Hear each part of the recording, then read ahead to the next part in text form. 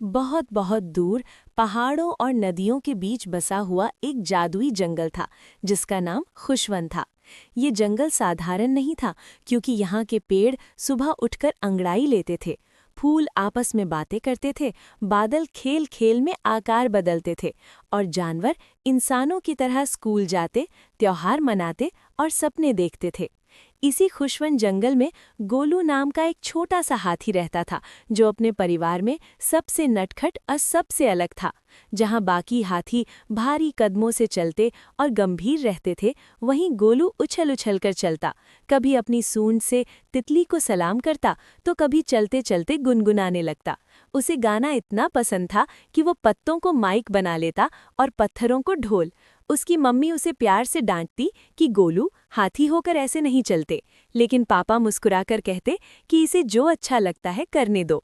गोलू जंगल की स्कूल में पढ़ता था जहां मास्टर जी उल्लू थे, जो बहुत बुद्धिमान लेकिन थोड़े सख्त थे।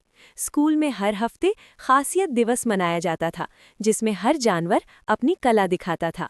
बंदर पेड़ों से उल्टा लटककर करतब दिखाते, खरगोश दौड़ लगाते, कछुआ धैर्य की कहानी सुनाता, मोर नाचता और शेर दहाड़ता। लेकिन जब गोलू गाना गाता तो कुछ जानवर हंसने लगते और कहते कि हाथी गायक नहीं होते। इससे गोलू का दिल टूट जाता और वो स्कूल के बाद चुपचाप झील के किनारे जाकर बैठ जाता, जहां उसकी सबसे अच्छी दोस्त टुनटुन चिड़िया उसका इंतजार करती। टुनटुन बहुत छोटी थी लेकिन उसकी बातें बहुत बड़ी थीं। वो गोलू से कहती कि जो तुम्हें अलग बनाता है वही तुम्हारी सबसे बड़ी ताकत है। एक दिन खुशवन जंगल में अजीब सी ठंड और उदासी फैलने लगी। सूरज ठीक से नहीं निकलता, फूल मुरझाने लगे और जानवर बिना वजह उदास रहने लगे। पता चला कि आसमान से काला बादल नाम का एक बहुत पुराना और दुखी बादल जंगल के ऊपर आकर रुक गया है। वो बादल गुस्सैल नहीं था बल्कि अकेला था, क्योंकि कोई उससे बात नहीं करता था। शेर राजा ने सभा बुलाई, सबने अपनी अपनी ताकत आजमाई। हाथियों ने हवा फूंकी, बंदरों ने शोर मचाया, मोरों ने नाच दिखाया, लेकिन बादल नहीं हटा। तब टुनटुन ने गोलू का नाम लिया और सबकी नजरें गोलू पर टिक गईं। गोलू डर गया क्योंकि पहले लोग उसके गाने पर हंसते थे, लेकिन टुनटुन ने उसका हाथ थामकर कहा कि आज तुम्हारा गाना किसी का दिल बचा सकता है।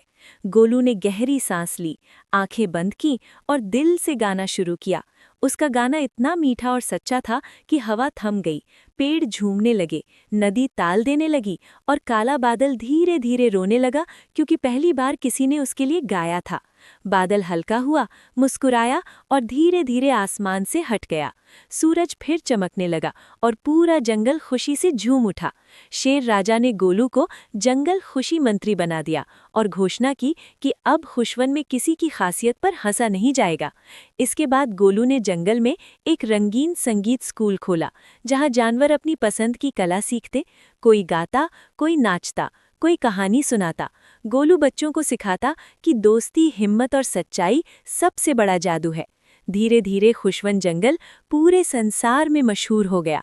दूर दूर से जानवर सीखने आने लगे और गोलू वही छोटा सा हाथी रहा जो आज भी उछलता कूदता, गाता और सबको सिखाता कि अगर दिल अच्छा हो तो कोई भी छोटा बच्चा पूरे जंगल की मुस्कान बन सकता है।